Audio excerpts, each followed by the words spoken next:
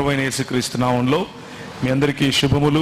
ఈ సాయంకాల సమయంలో మరి ప్రభువు మీకు తోడుగా ఉండి వాక్యంలో నుంచి కొన్ని విషయాలు నేను నేర్చుకుంటూ మీతో పంచుకోవటానికి నాకు ఇచ్చిన అవకాశము బట్టి ప్రభువుకు స్తోత్రం. అలాగే వేదిక మీద ఉన్నటువంటి పెద్దలు, నాకంటే ముందు వాక్య పరిచయం చేసినటువంటి మా ప్రియ సహోదరులు వారందరికీ కూడా ప్రభువైన యేసుక్రీస్తు నామములో మరి కృతజ్ఞతలు, శుభాలు తెలియజేస్తున్నాను. కొన్ని విషయాలు దేవుని వాక్యంలో నుంచి ఇంతవరకు దైవజనులు చెప్పినట్లుగా తక్కువ సమయంలో దేవుని వాక్యాన్ని మనము నేర్చుకోవటానికి, వినటానికి ఉపయోగపడేట్లుగా కొన్ని విషయాలను మాత్రమే మీ ముందు ప్రస్తావించే ప్రయత్నం చేస్తాను. ఇంతవరకు కమల్ గారు మనకు గుర్తు చేసినట్లుగా మనస్సు, మాదిరి మరియు మాటలో మనకు హెచ్చరించారు. ఆ మూడు విషయాలను బట్టి మనల్ని హెచ్చరించారు. క్రైస్తవ సముదాయం ఈ రోజుల్లో వారు ఎటువంటి పరిస్థితి గుండా వెళుతున్నారు, ఎటువంటి మాదిరి గుండా వెళుతున్నారు, ఎటువంటి మనస్సును కలిగి ఉన్నారు, ముఖ్యంగా క్రైస్తవ సముదాయంలో ఉన్న నాయకులకు కూడా ఈ విషయాలు వర్తిస్తాయి అని మరి ఉన్నది ఉన్నట్లుగా మీ ముందు చెప్పాలి. కనుక క్రైస్తవ నాయకులకు మరియు క్రైస్తవ విశ్వాసులకు అన్న తేడా లేకుండా ఈ మూడు విషయాలలో కూడా మనల్ని మనము హెచ్చరించుకోవలసినటువంటి సమయం ఇది. దేవుని వాక్యానుసారముగా మనల్ని మనం పరీక్షించుకోవలసినటువంటి సమయం ఇది. అలాగే మరి దాన్ని కొనసాగిస్తూ ఇంకొక విషయాన్ని మీ ప్రస్తావనలోకి లేతే మీ ముందుకు తీసుకొని రావాలని ప్రయత్నం చేస్తాను. అది మోసమును గురించినటువంటి హెచ్చరిక. మనసులో కలిగేటటువంటి మోసం, మాదిరి ద్వారా మనం గురవుతున్నటువంటి మోసం, అలాగే మాటలో కూడా గురవుతున్నటువంటి మోసం. ఈ మోసాన్ని గురించినటువంటి హెచ్చరిక ఇది సంఘములోను, సమాజములోను, ప్రభుత్వము వైపు నుండి అన్ని రకాలుగా క్రైస్తవ సమాజానికి జరుగుతున్నటువంటి, క్రైస్తవ సమాజంలో ఉన్న ప్రజలు లోనవుతున్నటువంటి మోసాన్ని గురించి ఈరోజు మీ ముందు ప్రస్తావించే ప్రయత్నం చేస్తాను. మొదటి రాజుల గ్రంథంలో ఒక చక్కటి, లేకపోతే ఒక మంచి కథనం, ఒక మంచి జరిగిన ఘటన అక్కడ రాయబడి ఉంది. 16వ అధ్యాయము 30 నుంచి నేను చదువుతాను, దయచేసి నన్ను అనుసరించండి. యూదా రాజైన ఆసా ఏలుబడిలో 38వ సంవత్సరమున ఒమ్రీ కుమారుడైన ఆహాబు ఇశ్రాయేలు వారికి రాజై షోమ్రోనులో ఇశ్రాయేలు వారిని 22 సంవత్సరములు ఏలెను. ఒమ్రీ కుమారుడైన ఆహాబు తన పూర్వీకులందరినీ మించునంతగా యెహోవా దృష్టికి చెడుతనము చేసెను. నెబాతు కుమారుడైన యెరోబాము జరిగించిన పాపక్రియలను అనుసరించి నడుచుకొనుట స్వల్ప సంగతి అనుకొని అతడు సీదోనీయులకు రాజైన యెజ్బయలు కుమార్తె అయిన యెజెబెలును వివాహము చేసుకుని బయలుదేవతను పూజించుచు వారికి మ్రొక్కుచూ ఉండెను. షోమ్రోనులో తాను బయలునకు కట్టించిన మందిరమును, బయలునకు ఒక బలిపీఠమును కట్టించెను. మరియు ఆహాబు దేవతా స్తంభం ఒకటి, అక్కడ పైన ఒకటి ఉంది, దాని క్రింద చూస్తే హెబ్రిలో అషేరా అన్న పదం ఉంటుంది. దేవతా స్తంభం ఒకటి నిలిపెను. ఈ ప్రకారము ఆహు చేసి ఇశ్రాయేలీయుల దేవుడైన యెహోవాకు కోపము పుట్టించెను. అతని దినములలో బెతేలీయుడైన హీయేలు యెరికో పట్టణమును కట్టించెను. అతడు దాని పునాది వేయగా అభిరాము అను అతని జ్యేష్ఠపుత్రుడు చనిపోయెను. దాని గౌనుల నెత్తుగా అంటూ జరిగిన విషయాలు మనం అక్కడ చూస్తాం. ఆ సమయంలో, ఆ నేపథ్యంలో ఆహాబు యొక్క రాచరికము వచ్చిన సమయంలో, యెజెబెలు యొక్క ప్రభుత్వము ఆ ప్రాంతంలో విస్తరించిన సమయంలో గిలాదు కాపురస్తుల సంబంధీను తిష్పీయుడైనటువంటి ఏలియా ఆహాబు వద్దకు వచ్చి, ఆల్ ఆఫ్ ఎ సడన్ ఈ సీన్ జరుగుతోంది. ఈ సీన్ మధ్యలో ఒక ఆయన ఎంటర్ అవుతాడు. ఆయన ఏలియా. ఆ ఏలియా ఆయన ముందుకు వచ్చి, దాదాపు ఇది జరిగినప్పుడు ఆయన వయస్సు ఎంత ఉంటుంది అన్న దాఖలాలు మన దగ్గర లేకపోయినప్పటికీ ఆయన ఇది మొదలుకొని 3 సంవత్సరములు, ఆ తర్వాత ఒక 40 దినాలు, ఆ తర్వాత కొన్ని దినాలు ఆయన గడిపినటువంటి సమయాన్ని గనక క్యాల్కులేట్ చేస్తే దాదాపు మధ్య వయస్కుడు తర్వాత, అంటే 45-50 సంవత్సరాల వయసులో ఉండొచ్చు అన్నటువంటి, లేకపోతే రాజులను పట్టాభిషేకం చేసేటటువంటి వయస్సు ఉండవచ్చు అన్నది ప్రజల యొక్క అంచనా. థియోలోజియన్స్ అలా అంచనా వేస్తారు.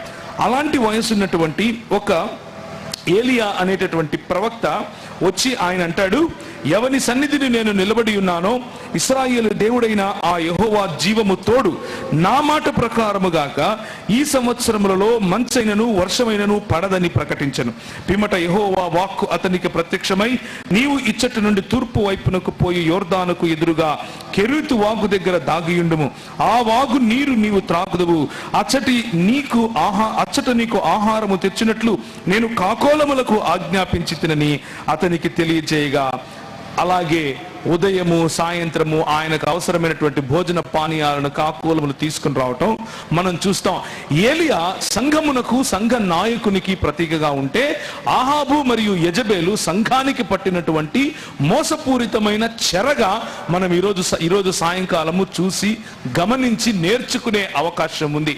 చరిత్రలో జరిగినటువంటి ఘటనలను చూసి ఆ ఘటనల్లో నుంచి గనక మనం నేర్చుకోకపోతే మనం చరిత్రలో మిగలకుండా పోతాం.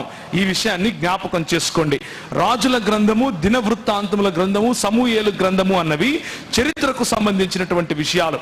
చరిత్రలో జరిగిన ఘటనలు, ఆ ఘటనల్లో రాజులుగా నిలబడినటువంటి వారు తీసుకున్న నిర్ణయాలు, ఆ రాజులుగా, ప్రభుత్వాలుగా అప్రెసింగ్ అంటే అదిమి వేసేటటువంటి, కుదించి వేసేటటువంటి, ఇంకా కట్టడల చేత, ట్యాక్సుల చేత మనల్ని నిలిపివేయాలి, నిలువరించాలి, సమాజాన్ని ఎదగకుండా చేయాలి అన్న కుతంత్రపు ఆలోచన కలిగినటువంటి సమాజంలో ఒక ప్రవక్తగా నిలబడటం, ఒక వెలుగు దివ్యగా నిలబడటం, ఒక లైట్ హౌస్ గా నిలబడటం ప్రభు మనకిచ్చినటువంటి బాధ్యత.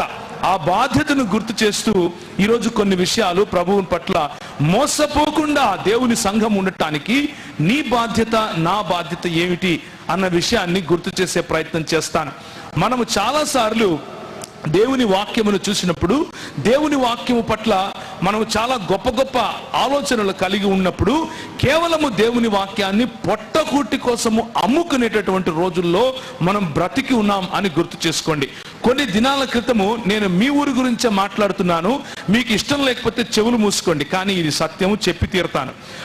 కొన్ని దినాల క్రితం యూట్యూబ్లో ఒక వీడియో చూశాను. అందులో కొంతమంది పాస్టర్ గారులు, నేను ఎంతగానో గౌరవించే, నాకు తెలిసినటువంటి వారు కూడా ఆ గుంపులో ఉన్నారు.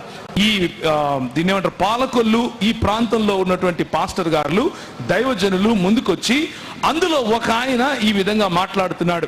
ఫలానా పెద్ద సేవకుడు అని చెప్పుకునే ఆయన మా ఊరికి వచ్చి ఒక స్క్రీన్ పెట్టి వాక్యం చెప్తాడంట. ఆయన వాక్యం చెప్పడం కారణంగా మా పొట్టలు కొడతాడా అని అడుగుతున్నాడు. మా కడుపులు కొట్టడానికి ఆయన మా ఊర్లోకి వచ్చి డిజిటల్ స్క్రీన్ మీద దేవుని వాక్యం ప్రకటిస్తాడంట. ఇందుకు నేను ఆయన్ను వ్యతిరేకిస్తున్నాను, ఆయనకు విరోధంగా నేను నా నిరసనను ప్రకటన చేస్తున్నాను అని చెప్పి ఒక 5-6 మంది, ఒక 10 మంది ఇచ్చిన ఇంటర్వ్యూలో, ఇచ్చినటువంటి ఇంటర్వ్యూలో ఆ ఇద్దరు ఇదే మాట చెప్పారు, మా కడుపులు కొడుతున్నారు. ఏం చెప్పాలనుకుంటున్నాం మనము సంఘ నాయకులముగా? సమాజానికి ఏం చెప్పాలనుకుంటున్నాం? ఆయన చేసేది డిజిటల్ గాస్పల్ తీసుకొని వచ్చి డిజిటల్ స్క్రీన్ ఇక్కడ పెట్టి ప్రజలను రీచ్ అవ్వడము ఎంత తప్పో, లేకపోతే ఆ పని వెనక ఉన్నటువంటి ఇంటెన్షన్, ఆయన ఉద్దేశాలు ఏమై ఉన్నావో వాటి గురించి మనం ఆలోచించడం కాస్త పక్కన పెట్టి, ప్రస్తుతానికి మనము ఎవరైతే నిజమైనటువంటి దేవుని సేవకులుగా పిలువబడుతున్నామో, ఎవరైతే స్థానికంగా ఉండి కష్టపడి పని చేయాలి అని అన్నటువంటి ఆ నినాదం తీసుకుని ముందుకు వస్తున్నామో, మనం చెప్పే మాటలు ఏంటి? మా కడుపులు కొట్టడానికి ఆయన వస్తున్నాడు అన్నటువంటి ఆలోచన. అంటే దేవుని వాక్య వితరణ అన్నది, దేవుని రాజ్య స్థాపన అన్నది మన కడుపులను నింపేటటువంటి వృత్త. మన కడుపులను నింపకుండా ఆపినందుకు నిరసన. ఇదే భీమవరం ప్రాంతం, భీమవరం నుంచి పాలకొల్లు ప్రాంతం, పాలకొల్లు నుంచి నరసాపురం ప్రాంతం వరకు యేసు ప్రభు దేవుడు కాదు అని మీటింగ్లు పెడితే సంఘలో బైబిల్ పెట్టుకుని వెళ్ళిపోయారు మన వాళ్ళు. అప్పుడెందుకు నిరసన రాలేదు? ఎంతమంది ఎస్ఎం నాయుడు అనే వ్యక్తి ఇదే పాలకొల్లు ప్రాంతంలో ఉంటూ యేసు ప్రభువు దేవుడు కాదు, యెషువా మెస్సియా అన్నటువంటి ఒక ప్రత్యేకమైన సంఘాన్ని స్థాపించి ఆ తర్వాత యూదుల బోధన చేసి ఇప్పుడు యేసు ప్రభువు ఒక దొంగ ప్రవక్త అని చెప్పేటటువంటి ఒక వ్యక్తి ఉంటే ఆ వ్యక్తి వెనుక ఎందుకు నిరసన రాలేదు? తల్లి సంఘం అనేటటువంటి పేరుతో యెషయా మెస్సియా నుంచి ఇప్పుడు యూదుల సంఘం, యూదుల నుంచి ఆన్ హాన్ సాంగ్ అనగా పిలువబడేటటువంటి, లేకపోతే ఆ యెహోవాకు భార్యగా ఉన్నటువంటి జాంగ్ జిల్ జా అనే ఒక ఆమె యెహోవాకు భార్య అంట. ఆ సంఘం ఈరోజు పాలకులలో ఈ ప్రాంతంలో కనిపిస్తూ ఉంటే నోరు మెదపని మన క్రైస్తవ నాయకులు మా పొట్ట కొడుతున్నారు అని నోరు తెరిచేటటువంటి దౌర్భాగ్యపు దినాల్లో మనం ఉన్నాం. ఇది నిజమైన సత్యం. జాగ్రత్తగా వినండి.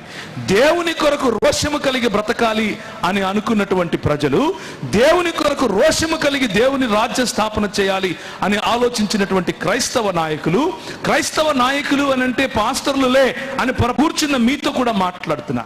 నాతో నన్ను నేను ప్రశ్నించుకుంటున్నాను, నన్ను నేను హెచ్చరించుకుంటున్నాను. ప్రభు అయిన యేసు నా శిష్యునిగా నువ్వు రా అని పిలిచిన ప్రతి ఒక్కడు, దేవుని యొక్క ప్రతి శిష్యుడు ఆయన సంఘములో నాయకునిగానే పిలువబడ్డాడు. ఎవరో ఒకరిని నడిపించటానికే, ఎవరో ఒకరిని శిష్యత్వంలోకి నడిపించటానికే మనం పిలువబడ్డాం. ఆ పిలుపునే ప్రవక్తల యొక్క పిలుపుతో పోల్చి నేను ఈరోజు మీతో మాట్లాడుతున్నాను. ఏలియా చేసినటువంటి పరిచర్య ఇటువంటి పరిచర్య. రాజు భార్యతో కలిసి, యెజబేలుతో కలిసి నిర్ణయించినటువంటి, తీసుకుని వచ్చినటువంటి కట్టడలు, ఎత్తైన ప్రదేశాలలో వారు కట్టినటువంటి దేవతా స్తంభాలు. ఇశ్రాయేలు రాజ్యము దేవుని రాజ్యము. ఇశ్రాయేలు మరియు యూదా కలిసి దేవుని రాజ్యముగా పిలువబడింది. దేవుడు ఎన్నుకున్నటువంటి కనాను ప్రదేశము, దేవుడు ఎన్నుకున్నటువంటి పాలు తేనెలు ప్రవహించు ప్రదేశము. అందులో దేవుని ఆశీర్వదించాడు. నిన్ను ఆశీర్వదించిన వారిని నేను ఆశీర్వదిస్తాను అని చెప్పాడు. నిన్ను దూషించిన వారిని నేను శపిస్తాను అని చెప్పాడు.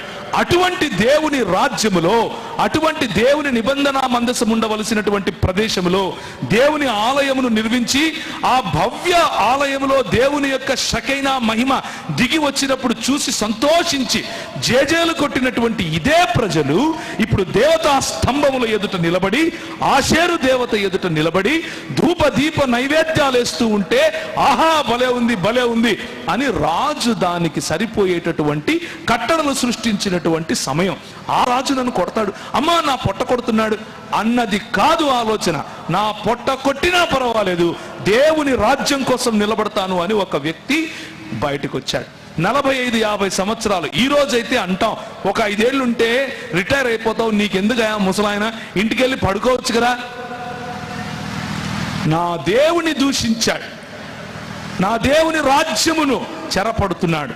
నా దేవుని రాజ్యమును చెరపట్టినప్పుడు నేను నోరు మెదపకుండా ఉంటే నాకంటే దౌర్భాగ్యుడు ఇంకొకడు లేడు అని అర్థం చేసుకున్నాడు. కనుక దేవుడు చెప్పింది చెప్పినట్లు ఆయన ముందుకొచ్చి ఆహాబు ఎదుట నిలబడి చెప్పాడు, చస్తావు అని చెప్పాడు. ఆహాబు, దేవుడైన యెహోవా జీవము తోడు, నా మాట ప్రకారముగాక ఈ సంవత్సరములలో మంచైనను వర్షమైనను పడదని ప్రకటించాడు. ప్రకటించమన్నది శుభవార్త కాదు, ప్రకటించమన్నది అశుభవార్త. ప్రకటించమన్నది అరిష్టమనేటటువంటి వార్త. ఆ అరిష్టమనేటటువంటి వార్తను కూడా ధైర్యముగా పాలకుల ఎదుట నిలబడి ఛాలెంజ్ చేసి మాట్లాడేటటువంటి పిలుపును మనం కలిగి ఉన్నాం. ఆ పిలుపును మర్చిపోయి ఆ పొట్టలు కొడుతున్నారు అనే పిలుపు వైపుకు వచ్చామనంటే ఎంత దౌర్భాగ్యపు క్రైస్తవ జీవితాలు జీవిస్తున్నామో ఒక్కసారి ఆలోచించాలి. నేను కేవలము బయటకు వచ్చినటువంటి ఆ సహోదరుల గురించి మాత్రమే మాట్లాడట్లేదు, బయటికి రాకుండా లోపలే ఉండి ఈ ఆలోచనలో ఉన్నటువంటి నా క్రైస్తవ సహ పని వారితో కూడా మాట్లాడుతున్నాను. నాతో పాటు కలిసి పని చేసేటటువంటి మన అందరితో మాట్లాడుతున్నా. నా అంతటా నన్ను గురించి నేను ప్రశ్నించుకుంటున్నాను. ఇది ఒక మోసము కాదా? ఇది సాతాను వేసే బిస్కెట్ కాదా? ఆ బిస్కెట్కు పడిపోయి దేవుని రాజ్యమును నిర్మించాల్సినటువంటి మనము సొంత రాజ్యాలు, చిన్న చిన్న గుంపులు కట్టుకొని మనం సంతోషపడి ఇంట్లో ఆహాలు చేయట్లేదా? ఇది మొదటిగా మనము అర్థం చేసుకోవాల్సినటువంటి విషయం. యేసు ప్రభువు కొరకు రోషము కలిగి జీవించండి అని అంటే, ఎవరో వేరే వాళ్ళు వచ్చి నా పొట్ట కొడుతున్నారు అని నా పొట్ట కోసము రోషము కలిగి జీవిస్తే ప్రభు అంటాడు, నీ పొట్టే నీకు దేవుడు. ఈరోజు మన సంఘ పరిస్థితులు ఇవే. 6వ వచనం, అక్కడ కాకోలములు ఉదయమును రొట్టెను మాంసమును అస్తమయమందు రొట్టెను మాంసమును అతని యొద్దకు తీసుకొని వచ్చుచుండెను. అతడు వాగు నీరు త్రాగుచు వచ్చెను. మనము గనక దేవుడిచ్చిన పిలుపును నిజంగా అర్థం చేసుకొని యేసు ప్రభువు కొరకు మనము రోషము కలిగి గనక బ్రతికితే, ఏ కాకోలములైతే చచ్చిపోయిన పురుగును కూడా వదలవో అలాంటి కాకోలములు ఫ్రెష్ గా బిర్యానీ తీసుకొచ్చిస్తాయి. ఇది దేవుడు చేసేటటువంటి ఆయన కార్యములు ఇలా ఉంటాయి. ఏ కాకైతే వచ్చి నీ సంఘంలో ప్రజలను తన్నుకొని పోతుందేమో అని భయపడుతున్నావో, ఆ కాకి బిర్యానీ పెట్టి వెళుతుంది నీకు, దేవుని కొరకు రోషంగా నిలబడితే. ఆయన ఇంకా పెద్ద ఆయన. వీళ్ళు ఇలా అన్నాడని ఆయన ఉన్న హుందాతనము అదంతా మర్చిపోయి కోటేసుకుంటాడు, లక్షలకు లక్షలు సంపాదిస్తాడు, నిలబడి అంటాడు వీళ్ళందరూ డాష్ గాళ్ళు. ఇది మన బతుకు. బయటికి కనిపించటానికేమో మంచి మంచి మాటలు మాట్లాడతాం, సాటిగా నీతో పని చేసే నీ సేవకుండేమో డాష్ గాడు అని పిలుస్తాం. దాని బదులు ఏదో ఒక తిట్టు పెట్టాల్సింది. పిల్లలందరూ ఆ డాష్ లో ఏది కావాలంటే అది రాసుకుంటున్నారు. Shame on us, my brothers, my sisters. మనకు సిగ్గుండాలి. ఇటువంటి క్రైస్తవ జీవన విధానం ప్రభువు కోరుకున్నదా అన్న విషయాన్ని మనం ఆలోచించాలి. రోషము కలిగి బ్రతకాల్సిన దినాలలో, రోషము కలిగి ప్రభుత్వాన్ని ప్రశ్నించాల్సిన దినాల్లో ఒక ఆయన అంటాడు, నా దగ్గర ఒక 5 మంది ఉన్నారు, ఒక 10 మంది ఉన్నారు, ఒక లిస్ట్ రాసుకుని 5,000 కోసం అప్లై చేస్తాను అని అంటాడు. వాళ్ళు బిస్కెట్లు వేస్తారు, మీరు తినండి, ఆ తర్వాత తోక ఊపుకుంటూ. ఇది సాతాను వైపు నుంచి వచ్చేటటువంటి బిస్కెట్ కాదా? ఆలోచించండి. కాకోలముల చేత ఆయన మన కడుపును నింపగలవాడు. కడుపు కోసం మనము పని చేయకూడదు. అంతటా యెహోవా వాక్కు అతనికి ప్రత్యక్షమై ఇలాగు సెలవిచ్చెను, నీవు సీదోను పట్టణ సంబంధి అయిన సారేపెతు అను ఊరికి పోయి అచ్చట ఉండుము. నిన్ను పోషించుటకు అచ్చటనున్న ఒక విధవరాలికి నేను సెలవిచ్చి తిని. అందుకతడు లేచి సారేపెతునకు పోయి పట్టణపు గవిని యుద్ధకు రాగా ఆ విధవరాలు అచ్చట కట్టెలు ఏరుచుండెను. Look at this miracle. దేవుని యొక్క అద్భుతమును చూడండి. ఇలాంటి అద్భుతములు ప్రభు మన జీవితంలో చేయటానికి ఆయన చేతులు ఏమైనా కురచైపోయాయంటారా? మనం బొచ్చ పట్టుకొని బయటికి వెళ్ళి అడుక్కోవాల్సిన దినాలు వచ్చాయంటారా? ప్రభు అంటాడు, నువ్వు వెళ్ళు, నువ్వు రోషము కలిగి నా కొరకు నా దేవుని నా రాజ్య స్థాపన కోసం నిలబడ్డావు కదా, రాజులని లెక్క చేయకుండా వారిని హెచ్చరించి వచ్చావు కదా, నేను నీకు ఒక బంపర్ ఆఫర్ ఇస్తున్నాను. వెళ్ళు, అక్కడ ఒక విధవరాలు ఉంటుంది. విధవరాలు తనంతానికి కష్టపడుతోంది. ఒక్క కొడుకున్నాడు.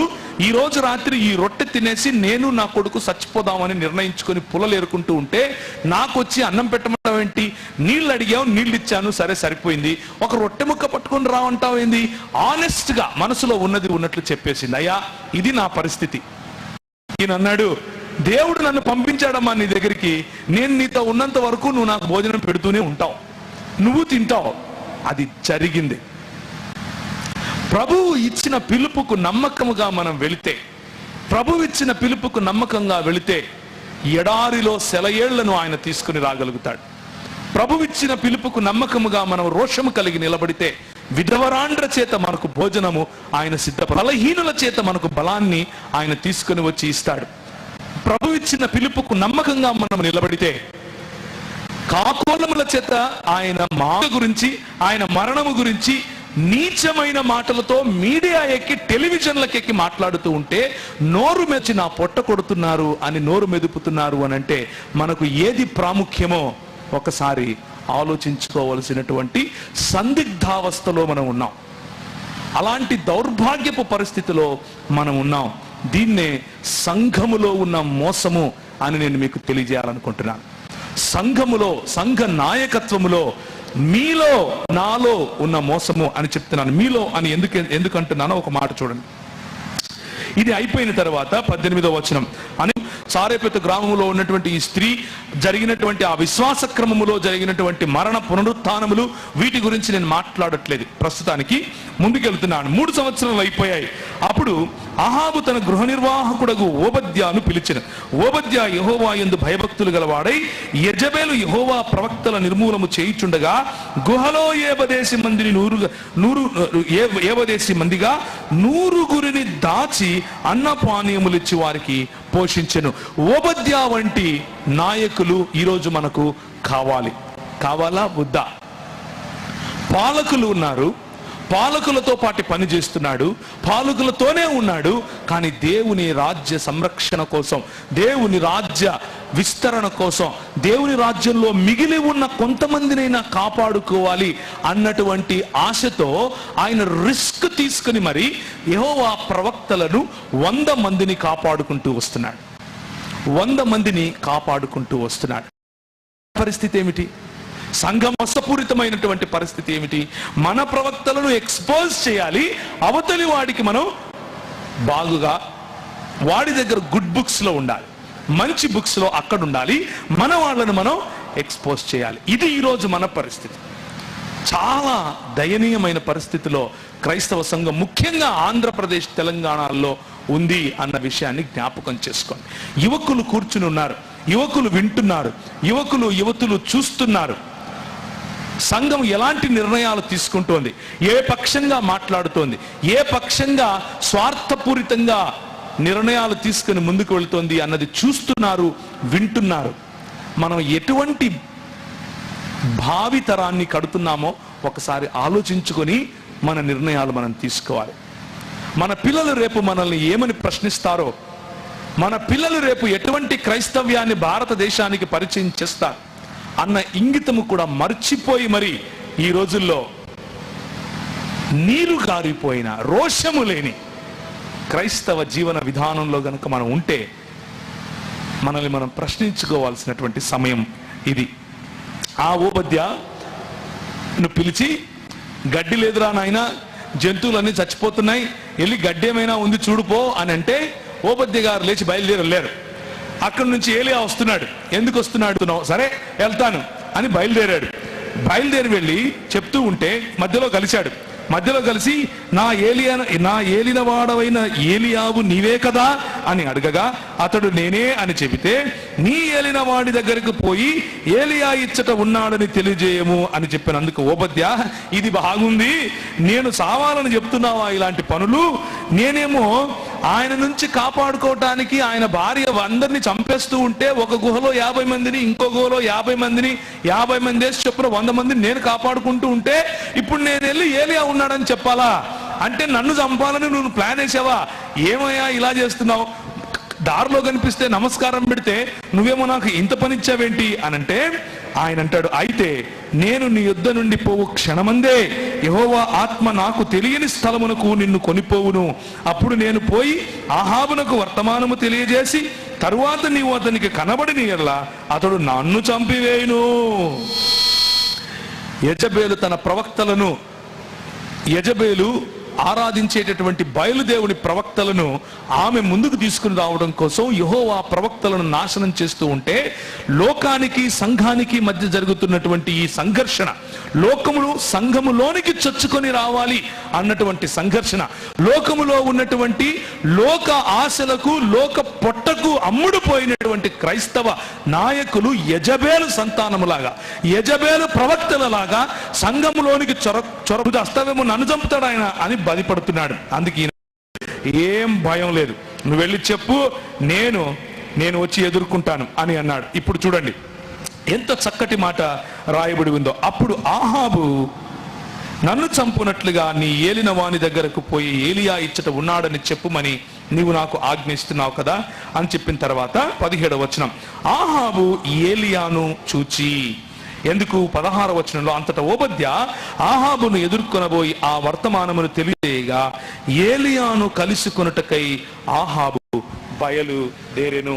సిటిజన్షిప్ అని అందులో లేని వాళ్ళని తీసుకెళ్లి ఒక డిటెన్షన్ క్యాంప్ లో పెడుతున్నారంట. క్రైస్తవులకు అదే గతి పట్టబోతుందని కొంతమంది బోగట్ట, అది ఎంత మాత్రం నిజమో నాకు తెలియదు, ఆలోచించి మీరే నిర్ణయం తీసుకోవాలి. ఆ రోజులు వస్తాయి, ప్రభుత్వాలు మనల్ని సెక్లూట్ చేసే ఆ రోజులు వస్తాయి. ప్రభుత్వాలు నువ్వు మతం మారినందుకు ఈ దేశస్థుడివి కాదు అని చెప్పే రోజులు వస్తాయి. ఆ రోజులు వచ్చినప్పుడు ఏలియా వంటి జీవితం కలిగి ఉంటామా, ఓబద్యా వంటి జీవితం కలిగి ఉంటామా, లేకపోతే మిగిలిన వారిలాగా మనము కూడా ఆహాబు పిలిచేటటువంటి యెజబేలు యొక్క ప్రవక్తలలాగా మారిపోతామా అన్న రోజులు, ఎవరిని మనం ఎన్నుకోవాలి అన్న రోజులు రాబోతున్నాయి, త్వరలోనే రాబోతున్నాయి. సంఘము జాగ్రత్త పడాలి. ఏలియాను కలుసుకోవటానికి ప్రభుత్వం దిగి వస్తా ఉంది, ఏలియాను కలుసుకోవటానికి రాజు దిగి వస్తున్నాడు. రాజు దిగి వచ్చి అంటున్నాడు, ఇశ్రాయేలు వారిని శ్రమ పెట్టువాడవు నీవే కదా.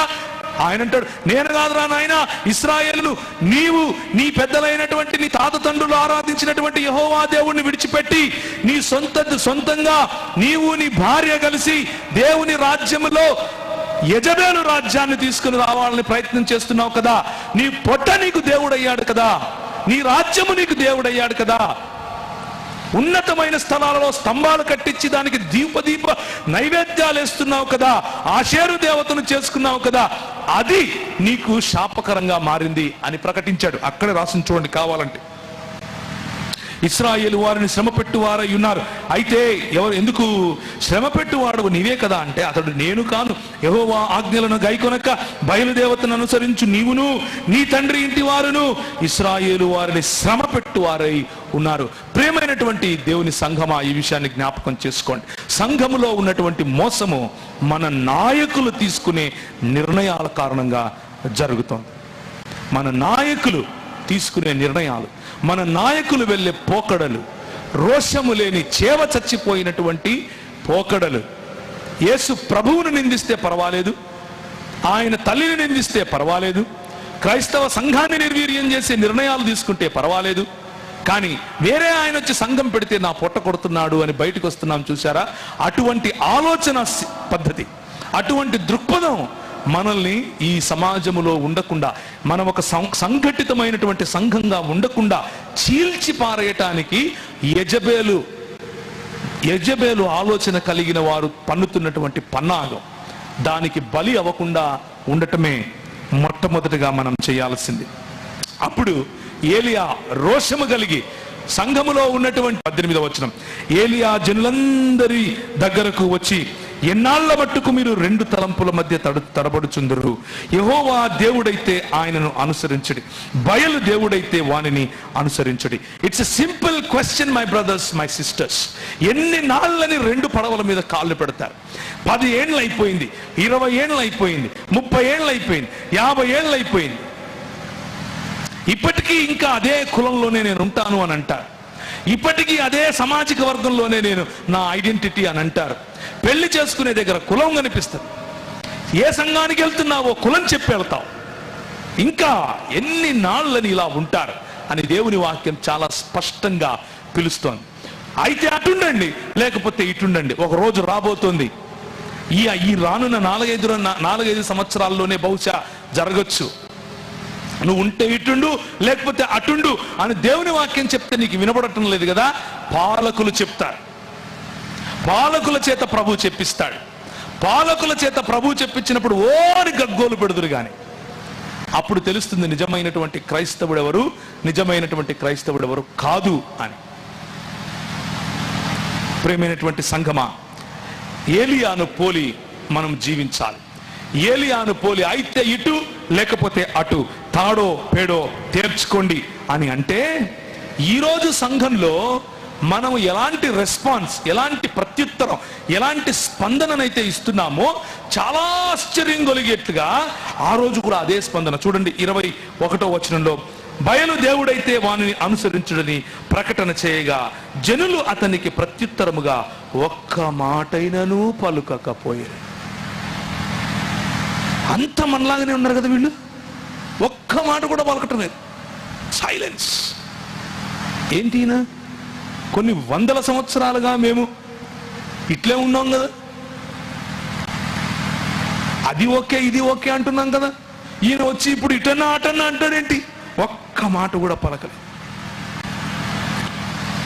దేవుని వాక్యముతో హెచ్చరిస్తే మనకు స్పందన రాదు. ఇది సంఘములో నాయకుల వైపు నుంచి కాదు, సంఘ సభ్యుల వైపు ఉన్నటువంటి మోసం గురించి మాట్లాడుతున్నారు. సంఘ సభ్యుల్లో ఉన్నటువంటి మోసపూరిత ఆలోచన విధానం గురించి మాట్లాడుతున్నారు. ఒక్క ప్రత్యుత్తరం రాదు. దేవుని వాక్యము చేత హెచ్చరిస్తే అటన్నా ఉండు ఇటన్నా ఉండు అని అంటే అర్థం కాక ఏమి మాట్లాడక నిర్ణయించుకోలేని పరిస్థితి. కానీ అది అయిపోయిన తర్వాత ఏలియా అంటాడు, సరే నేను ఒక అద్భుతం చేస్తాను అని చెప్పి ఈ బలిపీఠాన్ని కట్టించి దాని మీద ఎద్దును తునకలుగా చేసి పెట్టేటటువంటి అద్భుతం గురించి మాట్లాడినప్పుడు వీళ్ళు అంటారు 24వ వచనం, తరువాత మీరు మీ దేవతల పేరు పెట్టిన ప్రార్థన చేయుడి, నేనైతే యెహోవా నామమును బట్టి ప్రార్థన చేయుదును. ఏ దేవుడు కట్టెలను తగలబెట్టుట చేత ప్రత్యుత్తరం ఇచ్చునో ఆయనే దేవుడని నిశ్చయించుదము రండని ఏలియా మరలా జనులతో చెప్పగా ఏమన్నారు జనులందరూ? ఆ మాట మంచిదని ప్రత్యుత్తరం ఇచ్చారు. ఇది మనకు కావాలి. మనకి ఏం కావాలి అని అంటే ఎంటర్టైన్మెంట్ కావాలి, యాక్టివిటీ కావాలి. దేవుని వాక్యంతో హెచ్చరిక వస్తే స్పందించాం, కానీ నేను అద్భుతం చేస్తాను అని అంటే స్పందించేస్తాను. అబ్బా ఇది భలే ఉంది, భలే ఉంది, తాళీ బజావ్ అనగానే అందరూ ఓకే ఓకే అంటున్నారు. ఇది క్రైస్తవ సంఘానికి పట్టినటువంటి, పాత రోజులలో ఉన్నటువంటి ఇదే చెదలు ఈ రోజుకు పట్టి ఉంది.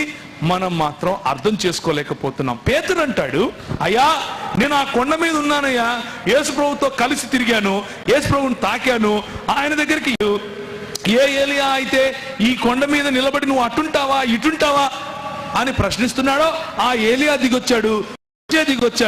అది చూసి నేను చెవులార విన్నాను, పైనుంచి ప్రభు తండ్రి అయినటువంటి దేవుడు మాట్లాడుతున్నాడు, ఈయన నా ప్రియకుమారుడు, ఈయన మాట వినుము అని చెప్తూ ఉంటే నేను విన్నాను. అదంతా విన్నాను, కానీ అంతకంటే స్థిరమైన ప్రవచన వాక్యము మన చేతిలో ఉంది అని మొదటి పేతురు గ్రంథంలో చాలా కుండ బద్దలు కొట్టినట్టు చెప్తున్నాడు.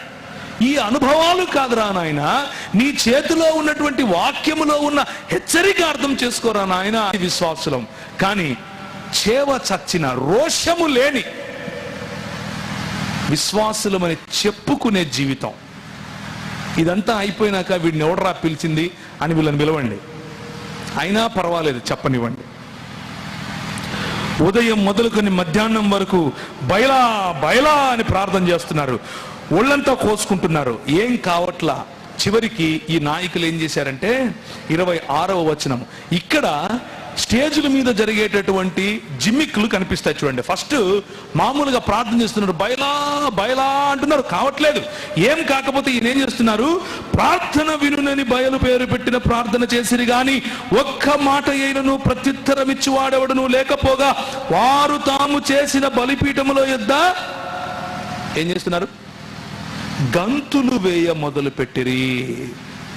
ఎవరైతే ఈ పొట్టగూటి కోసము వచ్చారో, దేవుని రాజ్యము పేరట సొంత రాజ్యాలు నిర్మించుకున్నారో, వారి ప్రార్థనలు అందరి ముందు చేసేటటువంటి సరళమైన మాటలతో జరిగే ప్రార్థనలు అర్థం కావో, వీళ్ళు ఏం చేస్తారంటే గంతులేసి ఎంటర్టైన్మెంట్ చేస్తారు, జిమ్మిక్కులు చేస్తారు, లేనిపోనివి సృష్టించే ప్రయత్నాలు చేస్తారు, ఒళ్ళు కోసుకుంటారు, బూడిదేసుకుంటారు, ఇంకా ఏవేవో చేస్తారు. చేసి మభ్య పెడుతూనే ఉంటారు, మీరు మభ్యపడుతూనే ఉండండి. ఇదే మన తలరాత అని చెప్పండి. వీళ్ళు గంతులేస్తూ ఉంటారు, మనం చూస్తూ ఉంటాం. ఇది ఈ రోజుకు కూడా మన సంఘాల్లో జరుగుతున్నటువంటి మోసపూరితమైన దొంగ ప్రవక్తలు చేసేటటువంటి పని. సంఘములో చొరబడినటువంటి దొంగ ప్రవక్తలు, రోషము లేని ప్రవక్తలు. మొన్న ఒక ఆయన వచ్చాడంట మీ ఊరి దగ్గరే, ఇంతవరకు సోదరులు చెప్తుంటే విన్నాను. ఆయన వచ్చి అంత పరిచయం చేసిన తర్వాత మొదటి రోజే చెప్పాడంట, అమ్మ కానుకలు ఎక్కువ వేయండి, కొంచెం గట్టిగా వేయండి అని. రెండో రోజు వచ్చి అన్నాడంటే, మీరు ఇచ్చిన కానుకలు మాకు డీజిల్ కూడా సరిపోవట్లేదు అన్నాడంట. ఏం సేవ చేస్తున్నాం మనం, ఏం పరిచర్య చేస్తున్నాం చూడండి. తిరుగులేని పరిచర్య. గట్టిగా ఇవ్వండి అని ముందే చెప్పేసాయి, ఆ తర్వాత మీరు ఇచ్చింది డీజిల్కి కూడా సరిపోలేదని చెప్పు, మళ్ళా గంతులు ఎద్దువు కానీ మళ్ళా కోసుకుందు. ఇట్లా అవతలోడు వచ్చి ఏమన్నా భిక్షం వేస్తాడు. What a shame on us, my brothers, my sisters, what a shame. ఇది దేవుని రాజ్య నిర్మాణమునకు మనం పనిచేసే పద్ధతి. మర్యాద చొప్పున కత్తులతోనూ శస్త్రములతోనూ తమ దేహములను కోసుకుంటున్నారు చూసారా. అలాగే మన మర్యాదలు మనం మొదలు పెట్టేసుకున్నాం. కానీ ఏలియా నిలబడతాడు. ఏలియా నిలబడి మాట్లాడి అంటున్నాడు, ఏమయ్యా వాడు దేవుడు అంట కదా, ఇంకా అరవండి, కేకలేయండి. దూరాన్ని ఉన్నాడేమో వస్తాడు, ప్రయాణం చేస్తున్నాడో, సైకిల్ మీద వెళ్తున్నాడో, కారులో వెళ్తున్నాడో పిలవండి, నిద్రపోతున్నాడేమో లేపండి, నీళ్లు కొట్టండి కొంచెం. He's mocking at them. నేను ఎందుకు ఈ మాట చెప్తున్నానో తెలుసా? తన దేవుని ఎరిగిన వారు బలము కలిగి గొప్ప కార్యాలు చేస్తారు. తమ దేవునిని ఎరిగిన వారు ధైర్యం. చేవ చచ్చినటువంటి క్రైస్తవ సమాజముగా క్రింద పడత్రోయబడి ఉన్నటువంటి యెహోవా బలిపీఠము కనిపిస్తూ ఉన్నప్పటికీ, యెహోవా బలిపీఠము అన్యుల చెరగా, దొంగల చెరగా చెరపట్టబడి ఉన్నప్పటికీ అర్థం చేసుకోకుండా వాటిని పట్టించుకోకుండా భూములు అమ్ముకోవటానికి, సమాధులు అమ్ముకోవటానికి మన బతుకు అంతా అక్కడే పెడుతున్నాం. చూడండి ఏలియా చేసినటువంటి ఇంకొక పని. అప్పుడు ఏలియా నా దగ్గరకు రండని జనులందరితో చెప్పగా జనులందరూ అతని దగ్గరకు వచ్చిరి. అతడు క్రింద పడద్రోయబడి ఉన్న యెహోవా బలిపీఠమును బాగు చేసి, the call that we have today my brothers my sisters, మనకున్న పిలుపు ఏమిటి అనంటే పడద్రోయబడినటువంటి యెహోవా బలిపీఠమును తిరిగి నిర్మించాలి. పునర్నిర్మాణము అన్నటువంటి పనిలో ప్రభు మనల్ని పిలుస్తున్నాడు. అల్పసంఖ్యాకులమైనటువంటి మనము దేవుని రాజ్యమును భరతఖండంలో ఆయన బలిపీఠమును నిలబెట్టాలి. కులం అనే దాని వెనక దాచుకోవటం మన పని కాదు, దోచుకోవటం మన పని కాదు. మోసం అన్నది జరుగుతూ ఉన్నప్పుడు సంఘాల్లో లేచి నిలబడి మాట్లాడగలగాలి. లేచి నిలబడి పోయి ఇంకా నిలబోయి 3 సార్లు పోయి తొట్లు నిండిపోవాలి, పొర్లిపోవాలా. అయినా కానీ ప్రార్థన చేస్తే మండుతుంది. ఎందుకు అనంటే the passion that God gives you in your heart. నీ హృదయంలో దేవుడిచ్చినటువంటి ఆ కసి, దేవుని రాజ్య స్థాపన పట్ల ఆయన నామమునకు మహిమ కలగాలి, ఆయన నీ నామము పరిశుద్ధపరచబడును గాక అన్నటువంటి ప్రార్థన నువ్వు చాలా మంది ముస్లింలతో మేము మాట్లాడాము. ఇంగ్లీష్, హిందీ భాషల్లో చేశాం. తెలుగు భాషలో ఇలా జరుగుతోందని నాకు తెలియదు ఆ రోజుల్లో. ఇదే భీమవరంలో నుంచి ఒక ఆయన పేరు చెప్తే మీరు కనుక్కోవచ్చు కూడా, ఆయన టీవీలో కూడా నేను ఆయనతో డిబేట్ చేశాను. ఆయన ఈ ప్రాంతంలో తనకున్నటువంటి భార్య దగ్గరికి వస్తాడు. 15 రోజులు ఇక్కడ ఉంటాడు. ఆ 15 రోజుల్లో ఎన్ని పుస్తకాలు పంచుతాడు, ఎంతమందిని క్రైస్తవులను ముస్లింగా చేస్తాడు. టీవీలకెక్క చెప్తున్నాడు యేసు ప్రభు ఓమా కతలుహు యకీనా, ఆయన అసలు చచ్చిపోనే లేదు అని చూస్తున్నారు. ఒక్కడు నిలబడి మాట్లాడలేదు. The fate that we have created for the church. సంఘానికి, సంఘ నుసిటి పైన రాస్తున్నటువంటి రాతలు మన చేతులారా ఇలా ఉన్నాయి. కానీ ఏలియా అటువంటి జీవితాన్ని కలిగి లేడు. చివరిగా, మొదటిగా నాయకుల వైపు నుంచి వస్తున్న మోసం, రెండవదిగా సంఘస్థులు చేస్తున్న మోసం నేను మీకు వివరించాను. మూడవదిగా, నా సమయం అయిపోయింది, 5 నిమిషాల్లో ముగిస్తాను, ప్రభుత్వాలు చేస్తున్నటువంటి మోసం. ఆ ప్రభుత్వము చేస్తున్నటువంటి మోసం ఏమిటి అనంటే, చూశాడు యెహోవా అగ్ని దిగి వచ్చింది. 38వ వచనం, దహనబలి పశువును, కట్టెలను, రాళ్లను, బుగ్గిని దహించి కందకమందున నీళ్లను ఆరిపోచేస్తే యెహోవాయే దేవుడు, యెహోవాయే దేవుడు అని జనులందరూ కేకలు వేయటం మొదలు పెట్టారు. ఒక్క నాయకుడు నిలబడి, ఒక్క నాయకుడు కనుక రోషము కలిగి ప్రభువు కోసం పనిచేస్తే సంఘములో వచ్చే స్ఫూర్తి ఇలా ఉంటుంది. రాజు అక్కడ నిలబడుకుని ఉన్నాడు. రాజు ఎదుటనే వాళ్ళు నిర్ణయం చేసుకున్నారు, ఇటుపక్కుంటారా అటుపక్కుంటారా అని. అంటే యెహోవాయే దేవుడు, యెహోవాయే దేవుడు అని నిర్ణయించుకుని కేకలు వేశారు. ఆ తరువాత నువ్వు వెళ్ళి భోజనం చేయిపో, వర్షం పడుతుంది అని చెప్పి పంపించేశాడు. విశ్వాసముతో ప్రార్థన చేశాడు, వర్షము పడింది. 19వ అధ్యాయంలో యెజబేలు ఒక దూత చేత ఏలియాకు ఈ వర్తమానమును పంపించెను, రేపు ఈ వేళకు నీ ప్రాణమును వారిలో ఒక ప్రాణమును వలె చెయ్యని ఎడల దేవుడు నాకు గొప్ప అపాయము కలుగజేయును అని ఆమె అంటోంది. యెజబేలు అన్నది ప్రభుత్వంలో ఉండి విధి విధానాలను మనకు సూచిస్తుంది. యెజబేలు అన్న పేరు ఆహాబును ఇన్ఫ్లుయెన్స్ చేసేటటువంటి భావజాలాన్ని సూచిస్తుంది, రాజుల భావజాలం. ఏంటా భావజాలం అనంటే ఏకేశ్వరవాదాన్ని నశింప చేయాలి. ఏంటా భావజాలం అనంటే సత్యదేవుడిని కనిపించకుండా చేయాలి, సత్యదేవుని యొక్క ప్రవక్తలను నిలువరింప చేయాలి, సత్యదేవుని యొక్క ప్రవక్తలను నాశనము చేయాలి. యెజబేలు యొక్క ఆలోచన విధానము ఏమిటి అనంటే బయలుదేవత యొక్క ప్రవక్తలను నిలబెట్టాలి. బయలుదేవత దేనికి సాదృశ్యం అనంటే ball is a God of homosexuality, Baal is a god of abortion. Baal is a god of divorce. Baal is a god of self-mutilation. బయలుదేవతను అనుసరించే వాళ్ళు ఏం చేస్తూ ఉంటారు అని అంటే వాళ్ళ సొంత అంగాలు కోసుకొని ఇస్తూ ఉంటారు. చేతులు కోసుకోవడం, తలలు కోసుకోవటం, బలులు అర్పించడం, పిల్లలను బలు అర్పించడం, అబార్షన్లు, హోమోసెక్షువాలిటీ, ధనం, వీటన్నిటికీ కూడా ఆ యెజబేలు లేకపోతే బయలు అన్నది దేవుడు. యేసుక్రీస్తు ప్రభువు మనకిచ్చేటటువంటి పిలుపు ఏమిటి అనంటే బీ లైక్ ఎలైజా, దేవుని యొక్క ప్రవక్త అయినటువంటి ఏలియాలా ఉండి ఈ యెజబేలు మీద ఉన్నటువంటి ముసుగును తీసివేయాలి. యెజబెలు మీద ఉన్నటువంటి ముసుగును తీసివేయటంలో మనకు హాని జరిగే అవకాశము కూడా ఉంది. హాని జరిగే, ఇబ్బందులు జరిగేటటువంటి రోజులు కూడా రావచ్చు. కానీ ప్రభు అంటాడు, ప్రకటన గ్రంథం 2వ అధ్యాయం, ముగిస్తున్నాను. ప్రకటన గ్రంథం 2వ అధ్యాయం 20వ వచనం ఒకసారి చూస్తారా? సంఘముతో మాట్లాడుతూ ఆయన అంటాడు, ప్రకటన గ్రంథం 2వ అధ్యాయం 20వ వచనంలో, ఆయనను నీ మీద తప్పు ఒకటి నేను మోపవలసి ఉన్నది, ఏమనగా తాను ప్రవక్త్రినని చెప్పుకొనుచున్న యెజబెలను స్త్రీని నీవు ఉండనిచ్చుచున్నావు.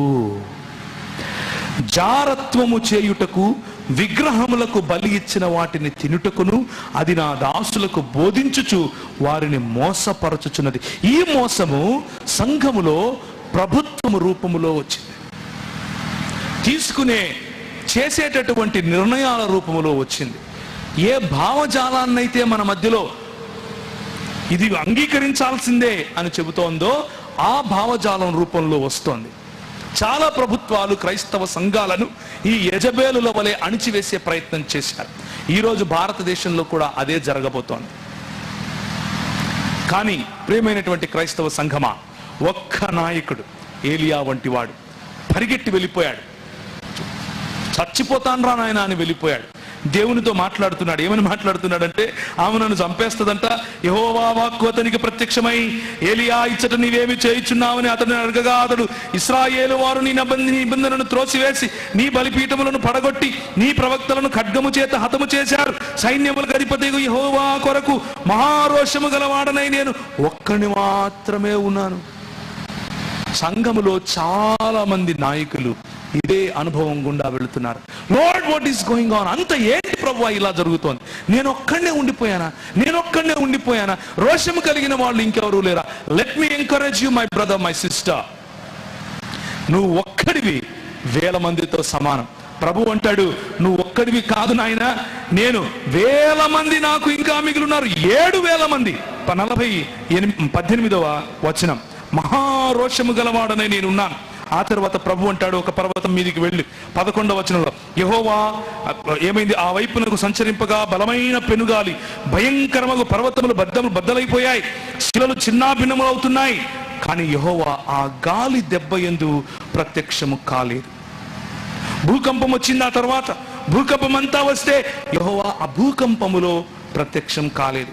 ఆ భూకంపమైన తర్వాత మెరుపు పుట్టింది, కానీ ఆ మెరుపునందు యెహోవా ప్రత్యక్షము కాలేదు. ఇప్పుడు యెహోవా ఎక్కడ ప్రత్యక్షమయ్యాడో చెప్పాలి, కానీ వాక్యం ఇక్కడ కాలేదు అంటాడేంటి? అంటే మహా అద్భుతములు గడగడగడగడగలాడిపోవాలి. నేను ప్రార్థన చేస్తే అంతా దాని ఏమంటారు, వణికిపోవాలి. వాటిల్లో కాదు దేవుని ప్రత్యక్షత. ఏం చేస్తున్నా అలాంటి పరిస్థితుల్లో, భయంకరమైన ఒంటరితనం అనేటువంటి పరిస్థితిలో, చుట్టూ చూస్తున్న గలిబిలిలో ప్రభు ఎలా ప్రత్యక్షమవుతున్నాడు చూడండి. మెరుపు ఆగిపోగా మిక్కిలి నిమ్మళముగా మాట్లాడు ఒక స్వరము వినబడెను.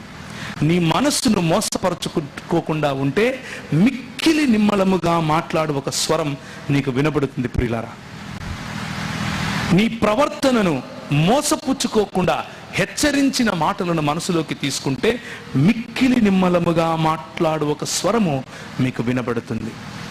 దేవుని మాటను, ఆ మాటను, హెచ్చరికను అర్థం చేసుకుని సంఘములో మీకున్న బాధ్యతను నిర్వహించే ప్రయత్నం చేస్తే మిక్కిలి నిమ్మలముగా మాట్లాడు ఒక స్వరము మనకు వినబడుతుంది. ఇంకా రోషము లేకుండా సంఘములో జరుగుతున్న మోసం, సంఘ ప్రజలు చేస్తున్నటువంటి మోసం, లేకపోతే కావాలని మోసపోయేటటువంటి పని, ప్రభుత్వములు చేస్తున్నటువంటి మోసం, వీటిని అర్థం చేసుకుని దేవుని కొరకు ఏలియాల వలె నిలబడకపోతే, ఈ భావజాలం, ఏ భావజాలం అయితే నిన్ను కులం పేరిట విభజించే ప్రయత్నం చేస్తోందో, కొన్ని వేల సంవత్సరాలుగా విభజిస్తూనే వస్తుందో, ఏ భావజాలం అయితే ఢిల్లీ గద్దె మీద కూర్చుని పెత్తనం చేయటానికి రాష్ట్రాలను నిర్వీర్యం చేసే ప్రయత్నం చేస్తోందో, ఏ భావజాలం అయితే మీరు క్రైస్తవులైతే ఈ దేశానికి చెందిన వారు కాదు అన్నటువంటి ఒక అభద్రతాభావాన్ని సృష్టిస్తుందో,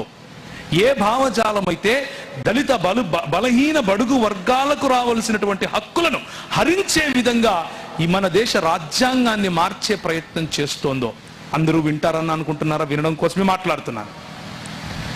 అటువంటి పరిస్థితిలో కూడా ఆ మోసాన్ని అర్థం చేసుకోకుండా అమ్ముడు పోయే స్వభావం విడిచిపెట్టి దేవుని కొరకు, దేవుని యొక్క రాజ్య స్థాపన కొరకు, రాబోయే రోజుల్లో మన పిల్లలకి ఇవ్వాల్సినటువంటి సంఘం కొరకు, మన పిల్లల చేతిలో పెట్టాల్సినటువంటి దేశము కొరకు, దేశము యొక్క సెక్యులర్ భావజాలాన్ని, దేశము యొక్క ఇది ఈ రోజులు నీవు నేను ఏలియాల వలె నిలబడవలసినటువంటి రోజులు, మోసపోకుండా జాగ్రత్త పడవలసినటువంటి రోజులు.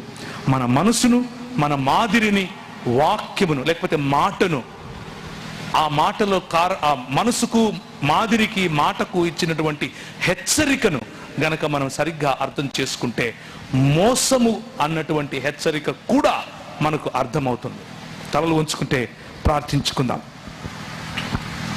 ప్రభు ఇదంతా జరిగిన తర్వాత ఏలియాకు చెబుతాడు, దయచేసి తలలు ఉంచుకోండి, ప్రభు వైపుకు చూడండి.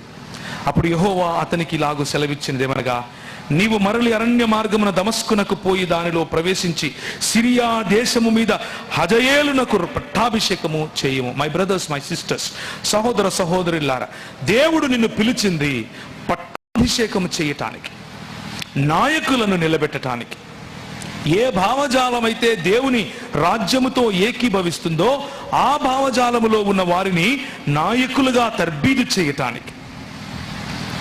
7,000 మంది నీకు తోడుగా ఇంకా ఉన్నారు అన్న విషయాన్ని మర్చిపోకుండా, నాకెందుకులే, నేనెందుకులే, నేనేం చేస్తానులే అన్న ఆలోచన కాకుండా, పొట్టకూటి కోసం వచ్చినటువంటి పరిచర్యలాగా కాకుండా, దేవుని రాజ్యమును నిర్మించే పరిచర్య, దేవుని రాజ్య విస్తరణ చేసే పరిచర్య, రాజులు సైతము దిగివచ్చి మాట్లాడే, దిగివచ్చి మనతో పరామర్శించే పరిచర్య, అలాంటి పరిచర్య కోసం ప్రభు మనల్ని ఆశీర్వదించినట్లుగా ప్రార్థించుకుందాం.